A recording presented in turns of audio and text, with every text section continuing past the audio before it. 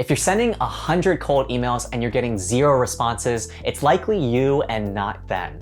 In this video, I'm going to share with you from my personal experiences of sending hundreds of email campaigns, the mistakes that people often make when it comes to cold email, as well as the ways that you can avoid making these same mistakes. Be sure to stick with me until the end of this video to learn how to get more of my sales and email marketing tips sent directly to your inbox. As usual though, check out these timestamps to help you navigate through this video, and without further ado, let's dig into things. The first mistake that people make when it comes to cold emailing is bulk sending the same cold email message.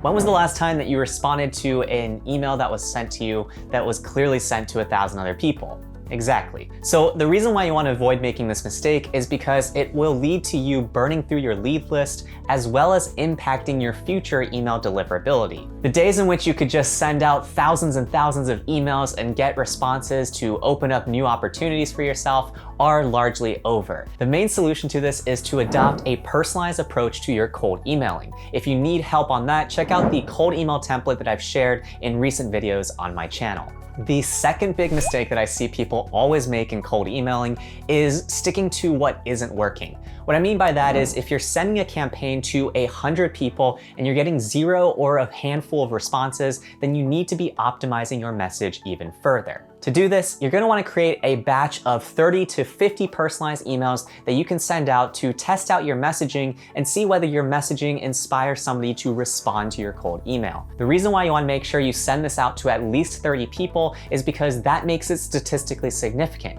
In other words, the results that you'll get from that campaign are actually meaningful enough to draw conclusions from the data. By the way, if you haven't already and you're finding this video helpful, hit that like button below to help show this video to more people like you. The third mistake that I see people often make is messing up when it comes to the personalization. Sometimes people actually do a great job at personalizing their emails, but then they address it to the wrong person or make some sort of typo in their lead list quality. This is one of the easiest ways to turn off a lead from engaging with your cold email. To fix this, you can create systems to help you combat these challenges. For example, you might have one virtual assistant of yours check through the emails to make sure that they are valid, and another virtual assistant checking through the names and the salutations to make sure that they match the gender of the person that you are emailing. You'll also find it helpful to send test emails to yourself. There's no better way to see how your cold email actually looks to your recipient than to do this and test it multiple times. Keep sending yourself test emails until you have an email that you yourself feel like you would personally respond to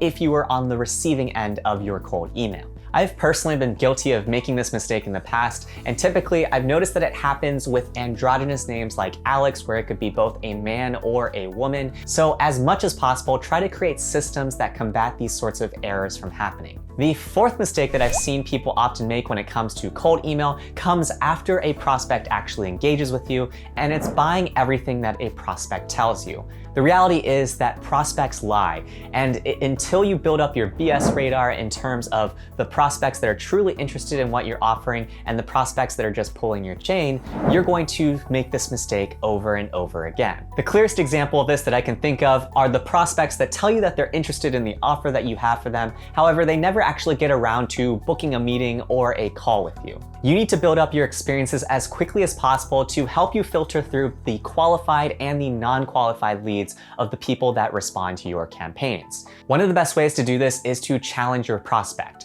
For example, if they say that they'd like to hear more information, you want to ask them, what sort of information would you like to receive? Or if they say that they're free next week, you might want to say, Tuesday or Thursday looks good for me. What times would work for you on either of those days? In the case where your prospect is still beating around the bush or not giving you a solid answer, it's just like dating in that it's time to move on. So remember, stick to prospects that are truly engaged with you and actually interested in what you're offering. Sometimes people just aren't very confrontational, or they just don't want to tell no to somebody, so as a result, they beat around the bush and never give you a direct response. By the way, if you're enjoying this content and you're new here, I hope that you'll consider subscribing and hitting that notification bell below. I give you something new in sales, digital marketing, and entrepreneurship every single week to take you from zero to self-starter. The fifth mistake that I see people commonly make when it comes to cold emailing is failing to answer with them, or what's in it for me. What I want you to do is to read through your email as if you were the recipient of your cold email, and then ask yourself if there is a reason for you to reply to this email.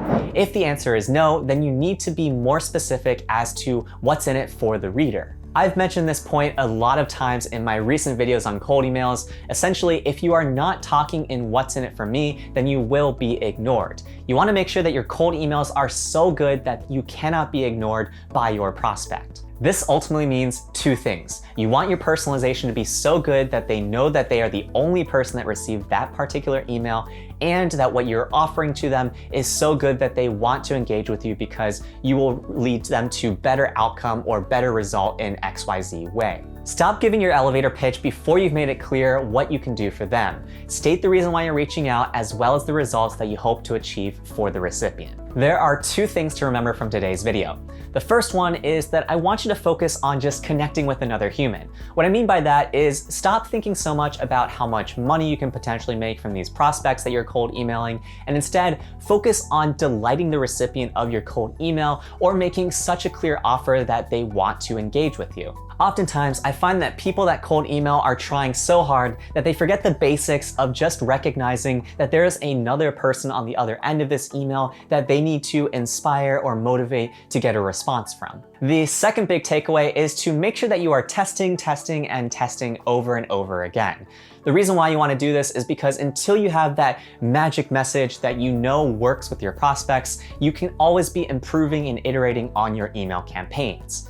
Your best email campaigns will typically get a 2 to 3 times higher response rate than your worst email campaigns. So if you need extra help in how to craft an effective cold email campaign, be sure to check out my recent videos on the topic, which I'll link to here. Now it's your turn. Tell me in the comments below if you've been guilty of making one of these cold email mistakes before, and if so, which one? I love hearing from you guys, and I try to read and respond to every single comment. If you found value from this video, hit that like button below to let me know and help this video get discovered by more people. Also, if you haven't already, I hope that you'll consider subscribing and hitting that notification bell to get more content that will take you from zero to self-starter as you build your entrepreneurial skills. Lastly, if you want to get more of my sales tips or my email marketing tips, you can get them in the Jumpstart Kit in the link in the video description below. In my next video, I'm going to be sharing with you how to know it's time to quit your job. In the meantime though, check out these videos that YouTube thinks you might like.